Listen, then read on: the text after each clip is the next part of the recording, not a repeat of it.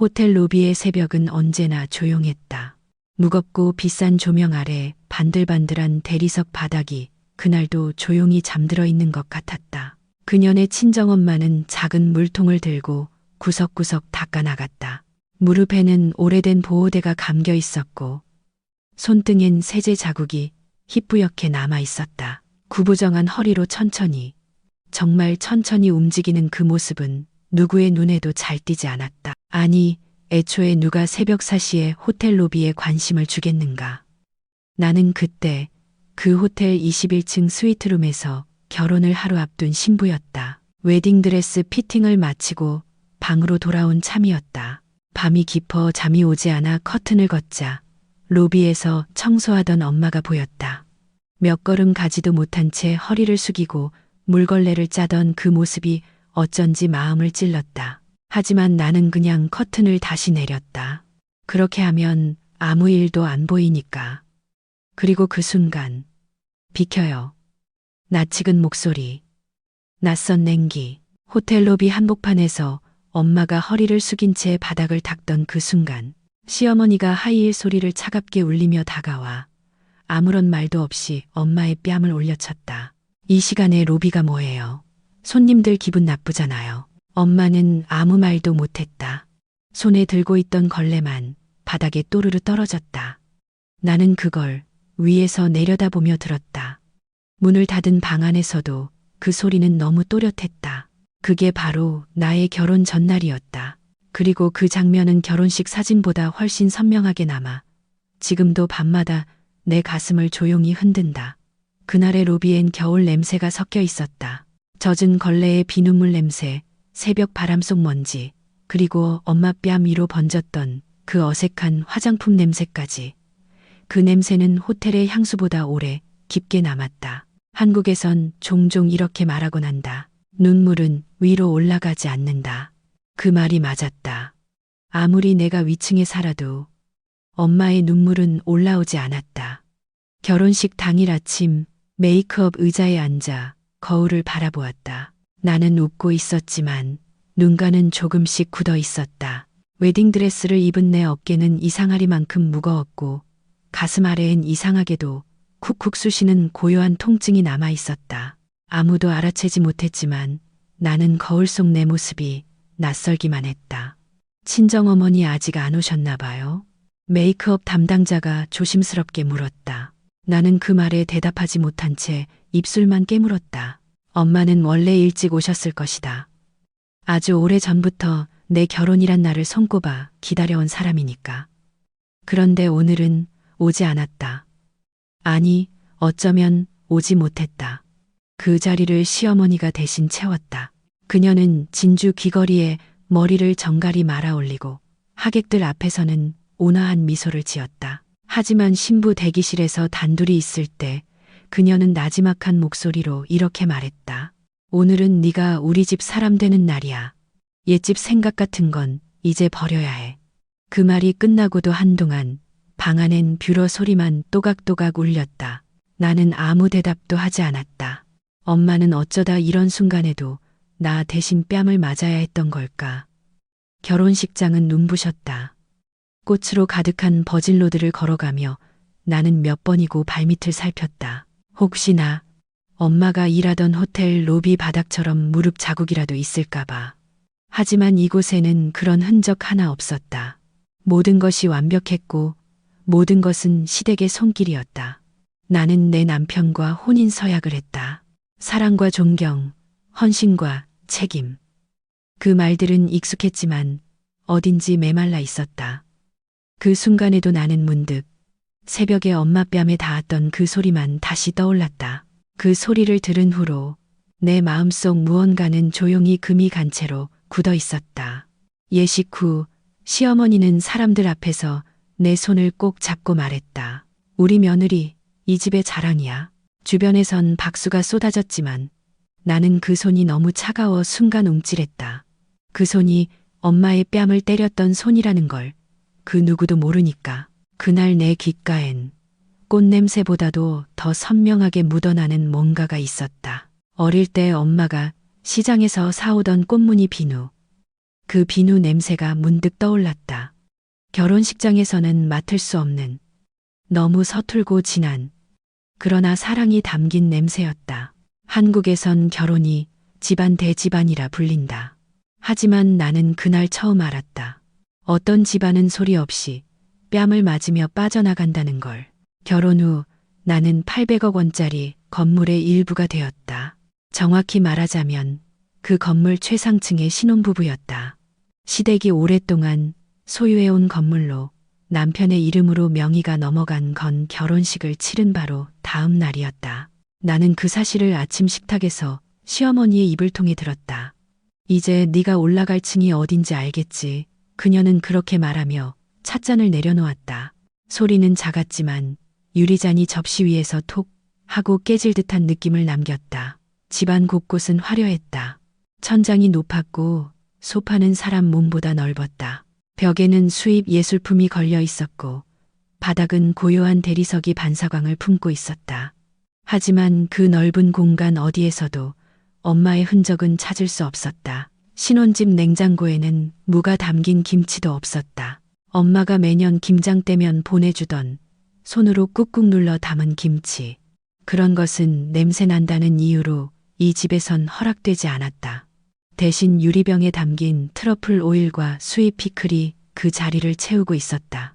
남편은 착한 사람이었다. 조용했고 무례하지 않았고 나를 존중한다고 말했다. 하지만 이상했다. 그가 내 손을 잡을 때 나는 단 한 번도 편안하다고 느낀 적이 없었다. 그 손은 따뜻했지만 너무 매끄럽고 아무런 상처도 없었다. 반면 엄마의 손은 언제나 거칠고 건조했다. 그래서 따뜻했다. 그건 살아온 시간들이 남긴 체온이었다. 시어머니는 어느 날 나에게 며느리 명의로 된 서류들을 내밀었다. 보험, 투자, 임대계약. 이제 네가 이 집 관리해야지. 대를 잇는다는 게 그런 거야. 나는 고개를 끄덕였지만 숨이 막혔다. 그때 처음 느꼈다. 사랑을 받는 대신 계승을 하고 있다는 것. 그녀는 며느리를 딸로 삼은 적이 없었다. 그저 다음 주인으로 점잖게 앉히려 했을 뿐이었다. 그리고 이상하게도 그 모든 것이 잘 굴러갔다. 나는 말 잘 듣는 며느리가 되었고 고급스러운 아내가 되었고 어느 순간부터는 스스로도 그 자리가 편해졌다. 하지만 밤마다 어딘가가 불편했다. 내 옷장 한켠에는 엄마가 혼수 때 사준 낡은 잠옷이 아직도 걸려 있었고 욕실 서랍 깊숙한 곳엔 엄마가 손수 바른 핸드크림이 하나 남아 있었다. 그 크림의 향이 가끔 밤 공기 속에서 스멀스멀 올라왔다. 그때마다 나는 자다가도 벌떡 일어났다. 그 작은 향이 이 넓은 집에서 가장 인간적인 냄새였기 때문이다. 한국에선 며느리는 집안의 그릇이다 라는 옛말이 있다. 그릇은 담기는 대로 살아야 하니까. 하지만 엄마는 늘 말했다. 그릇도 마음이 있어. 너무 뜨거우면 깨져. 그때 나는 이미 금이 가 있었던 모양이다. 다만 아무도 듣지 못했을 뿐. 봄이 막 지나가던 어느 날이었다. 햇살이 유난히 따뜻했지만 집안 공기는 어쩐지 묘하게 서늘했다. 시어머니는 외출 중이었고 남편은 사무실에 나가 있었기에 나는 오랜만에 방 안 구석을 정리하기로 했다. 오래 열지 않았던 서랍장을 여는 순간 달력 하나가 툭 떨어졌다. 그건 작고 낡은 수첩형 달력이었다. 2020 행복하게라는 연필 글씨가 첫 장에 적혀 있었다. 엄마의 글씨체였다. 어떻게 이게 여기에 있을까 생각하며 천천히 페이지를 넘겼다. 각 날짜마다 짧은 메모가 있었다. 밤 10시 호텔 로비 청소, 양재동 병원 진료비 카드 연체 주의, 은비 결혼식 전 얼굴에 멍 안 들게 조심. 그 마지막 문장을 본 순간 숨이 막혔다. 그건 바로 결혼식 전날 시어머니에게 뺨을 맞았던 바로 그날이었다. 나는 달력을 덮지도 못한 채 바닥에 주저앉았다. 그 작은 수첩은 마치 누군가의 삶 전체를 접어둔 장부 같았다. 청소 스케줄, 병원비, 약 복용 시간, 그리고 내 결혼식 날짜에 축하합니다. 대신 적힌 말은 단 하나였다. 웃자. 오늘은 울지 말자. 나는 그 문장을 보며 오래 울었다. 엄마는 나를 위해 울지 않으려 했던 날, 뺨을 맞고도 아무 말 없이 물걸레만 들고 있었던 것이다. 한참 후에야 기억났다. 결혼식 일주일 전 엄마가 나에게 준 작은 보자기. 그 안엔 작은 봉투가 들어 있었고 봉투 속엔 몇 장의 10,000원짜리와 손으로 접은 쪽지가 있었다. 엄마가 줄 수 있는 건 이것뿐이야. 옷 사 입어. 그 돈으로 나는 아무것도 사지 않았다. 왜냐하면 이미 시어머니가 내 결혼식 옷, 액세서리, 심지어 구두까지 다 준비했기 때문이다. 엄마가 준 돈은 옷장 맨 윗칸에 넣어둔 채 그대로 잊었다. 그 봉투와 이 달력은 어쩌면 짝이었는지도 모른다. 엄마가 살아온 시간과 딸을 위한 무언의 기도가 담긴 조각들이었다. 그날 밤 나는 달력을 가슴에 꼭 안고 잠이 들었다. 잊은 줄 알았던 엄마 손냄새가 그 달력에서 희미하게 났다. 세제와 먼지, 그리고 손톱 끝에 스민 된장 냄새. 그건 단 한 번도 내게 불편했던 적이 없는 향기였다. 한국엔 이런 말이 있다. 부모의 삶은 자식의 그림자다. 그 말은 맞았다. 나는 그림자 위에서 햇빛만 보고 살아왔지만 그 햇빛이 이토록 차가운 것인 줄은 그림자가 없었다면 평생 몰랐을 것이다. 그날 이후 나는 매일 밤 건물 로비로 내려갔다. 아무 이유 없이 그냥 잠이 오지 않는다는 핑계로. 밤 11시 즈음이면 로비는 조용했고 청소 용역이 바뀌었는지 더 이상 엄마의 모습은 보이지 않았다. 그런데 이상하게도 나는 계속 그곳에 가 있었다. 어느 날은 로비 소파에 조용히 앉아 유리문 너머를 한참 바라보았다. 길 건너에 작은 분식집 간판이 깜빡이고 있었고 누군가는 늦은 배달을 받고 있었다. 사람들의 일상은 그저 흘러가고 있었지만 내 안 어딘가는 여전히 멈춰 있었다. 그때였다. 유리문 건너편에 낯익은 실루엣이 보였다. 구부정한 어깨, 손에 쥔 물걸레, 그리고 그 걸음걸이. 엄마였다. 그녀는 예전처럼 로비 안으로 들어오지 않았다. 그저 유리문 밖에서 내가 있는 쪽을 조용히 바라보았다. 얼굴은 어둠에 가려 잘 보이지 않았지만 그 시선은 분명했다. 나는 일어설 수 없었다. 손이 덜덜 떨렸다. 유리 하나를 사이에 두고 너무 먼 사람처럼 느껴졌기 때문이다. 나는 천천히 다가갔다. 그녀는 놀란 듯 미세하게 뒷걸음질을 쳤지만 금세 멈췄다. 그리고 아주 천천히 고개를 끄덕였다. 아무 말 없이 그저 끄덕이는 그 한 번의 움직임에 나는 그만 무너져 버렸다. 유리문 앞에 서서 나는 입술을 벌렸지만 목소리가 나오지 않았다. 눈물만 흘렀고 숨이 막히는 듯 했고 손끝이 얼어붙은 것처럼 무거웠다. 그녀는 그 모든 걸 알고 있었다는 듯 눈을 천천히 감았다가 다시 떴다. 그리고 돌아섰다. 그 순간 나는 유리문을 두드렸다. 엄마, 가지마. 처음이자 마지막으로 그렇게 불렀다. 그토록 찬란한 신혼집에서도 나는 단 한 번도 그렇게 간절히 누군가를 부르지 않았다. 그녀는 멈췄다. 다시 돌아보지 않았지만 오래도록 그 자리에 서 있었다. 그 뒷모습에 바람이 스치고 그녀의 허리춤에 묶인 앞치마끈이 조용히 흔들렸다. 나는 유리문에 이마를 대고 마치 어린아이처럼 울었다. 그날 밤 내 꿈에 엄마가 나왔다. 어린 시절 부엌에서 된장국을 끓이던 모습 그대로였다. 나는 식탁에 앉아 있었고 엄마는 조용히 내 그릇에 국을 떠주었다. 다 식기 전에 먹어. 그 한마디만 하고 사라졌다.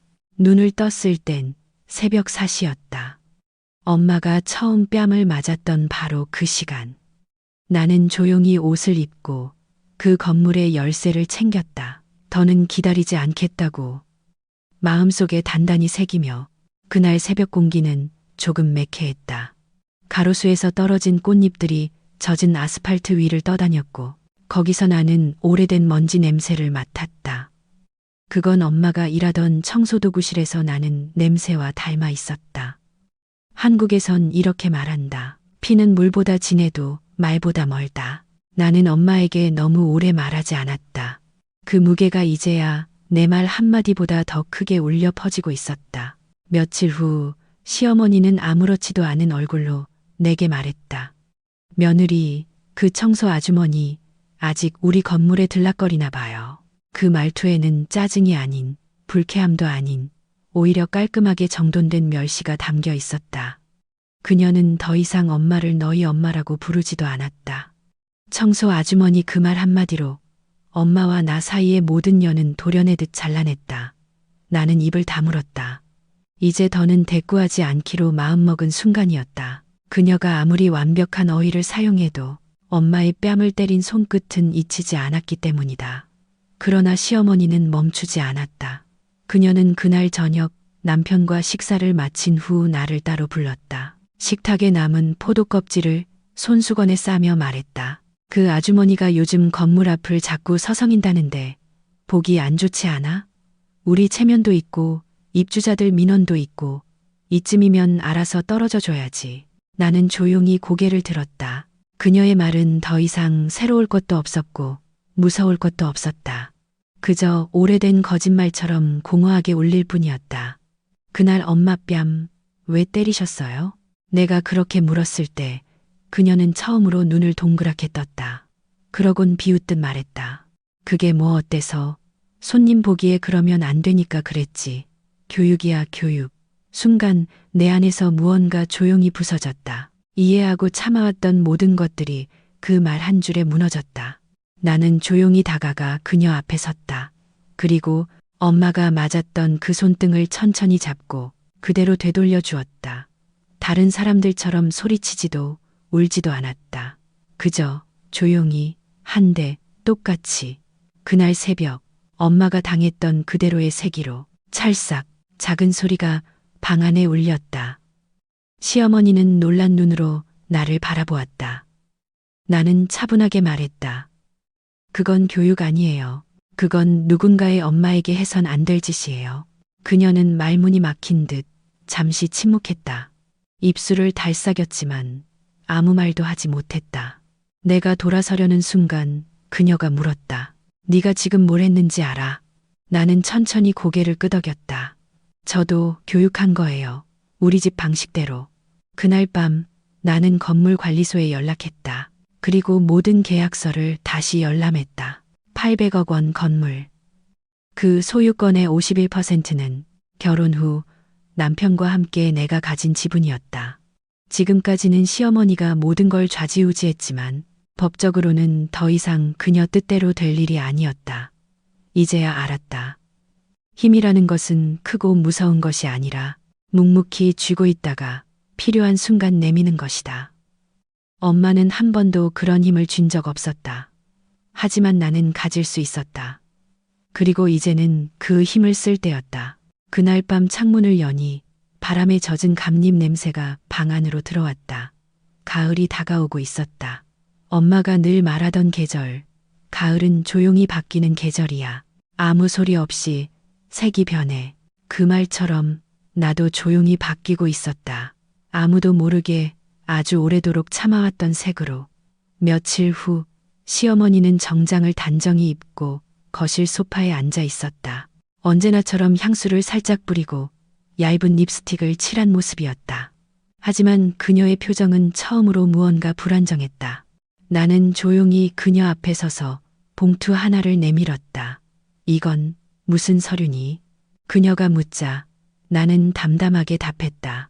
이제부터 이 건물 어머님이 관리하실 필요 없어요.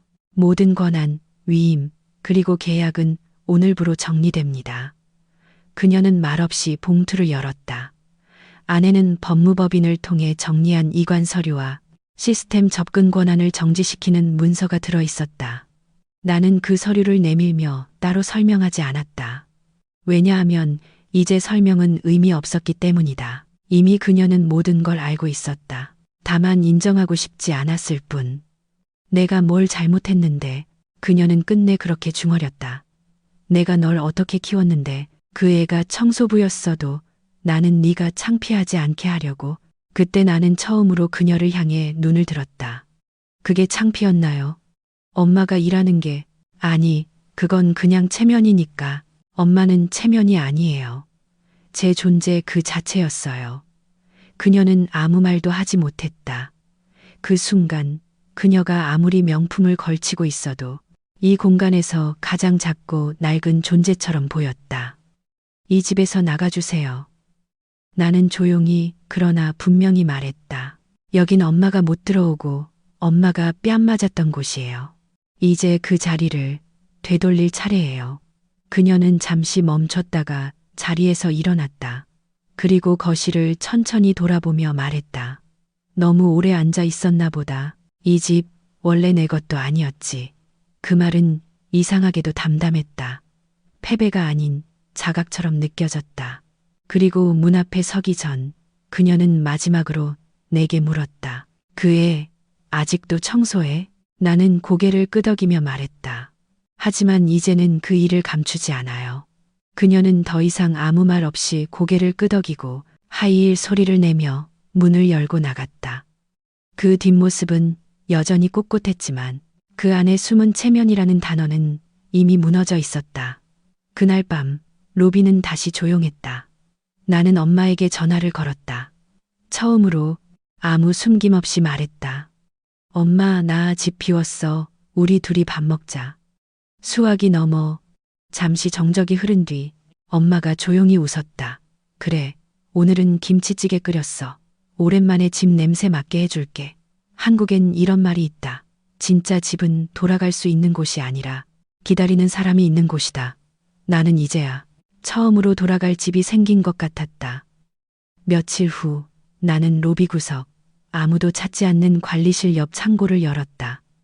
엄마가 예전에 청소하던 곳, 곰팡내와 먼지가 섞인 냄새가 확 밀려들었지만 나는 문을 닫지 않았다. 그곳엔 여전히 누군가의 시간이 조용히 잠들어 있었다. 그녀가 쓰던 낡은 양동이, 오래된 고무장갑, 그리고 한켠에 얌전히 놓여있는 작은 회색 구두 한 켤레. 나는 그 앞에 조심스럽게 앉았다. 구두는 낡았고 굽은 한쪽이 살짝 닳아 있었다. 하지만 깨끗했다. 늘 일 끝나고 나면 엄마는 구두를 물티슈로 닦아놓곤 했었다. 아무도 보지 않더라도 구두가 반짝이면 하루가 정리되는 기분이라고 했었다. 나는 그 구두를 두 손으로 들어 품에 안았다. 차갑고 딱딱했지만 그 안엔 엄마의 모든 것이 담겨 있는 것 같았다. 하루하루를 지탱한 무릎, 무게, 고요한 자존심. 그 순간 내 안에서 무언가 조용히 풀어졌다. 울지 않았다. 이젠 울지 않아도 되었다. 나는 그저 숨을 깊이 들이쉬었다. 그리고 아주 조용히 말했다. 엄마, 나 이제 괜찮아. 누구에게 보여줄 것도 아닌 그 한마디가 오래 잠겨있던 문을 천천히 여는 열쇠처럼 느껴졌다. 나는 그 구두를 고이 보자기에 싸서 품에 안고 집으로 돌아왔다. 그날 저녁 엄마는 이미 밥상을 차려두고 기다리고 있었다. 된장찌개, 가지나물, 묵은지전. 그 냄새에 눈물이 핑 돌았지만 나는 그저 웃으며 앉았다. 오늘은 내가 설거지할게요. 내 말에 엄마는 고개를 끄덕이며 말했다. 그래, 이제 내 손이 그릇을 알아보겠네. 식탁 위, 조명이 조용히 흔들렸다. 바람은 없었지만 공기가 바뀐 것이 분명했다. 그날 밤 나는 그 구두를 안방 장식장 위에 올려두었다. 엄마는 처음엔 부끄럽다며 손사래를 쳤지만 내가 말했다. 엄마가 내 시작이었어요. 그걸 절대 잊지 않을 거예요. 그 말을 듣고 엄마는 한참을 말이 없었다. 그리고 처음으로 내 앞에서 조용히 웃었다. 아무도 없는 밤, 아무 말도 없이 그 미소 하나로 나는 모든 용서를 다 받는 기분이었다. 사람들은 쉽게 말한다. 가족이니까 참아야 한다고, 부모는 원래 다 그런 법이라고. 하지만 나는 이제 안다. 가족이라는 말 속에 얼마나 많은 상처와 침묵이 숨어 있는지, 그리고 그 침묵이 때론 말보다 더 깊이 사람을 무너뜨린다는 것도. 조용한 배신은 소리 없이 시작된다. 무시하는 말 한 줄, 외면한 눈빛 하나. 하지만 그 작은 조각들이 쌓이고 쌓이면 결국 누군가의 마음 전체를 쓰러뜨릴 수 있다. 나는 그걸 너무 늦게 알았다. 엄마가 맞은 뺨, 내 앞에서 떨어졌던 걸레, 그 모든 장면이 내 심장 속 어딘가에 멍처럼 남아있다. 하지만 이제 나는 말할 수 있다. 사랑은 말이 아니라 선택이라는 걸, 누군가를 지키겠다는 아주 작은 용기의 연속이라는 걸, 이제 이 이야기를 당신에게 전한다. 혹시 당신에게도 그런 조용한 상처가 있다면 이 밤 내 이야기 속에서 조금이라도 숨 쉴 틈이 되었기를. 그리고 혹시 용서할 수 없다면 그 마음 그대로 조용히 끌어안고 살아도 괜찮다고. 가끔은 말보다 더 큰 위로가 그저 괜찮다는 존재 그 자체일 수도 있으니까. 당신도 그렇게 하루를 견디고 있다면 이야기해 주세요. 당신의 침묵도 누군가의 구두처럼 오래도록 반짝일 수 있으니까요.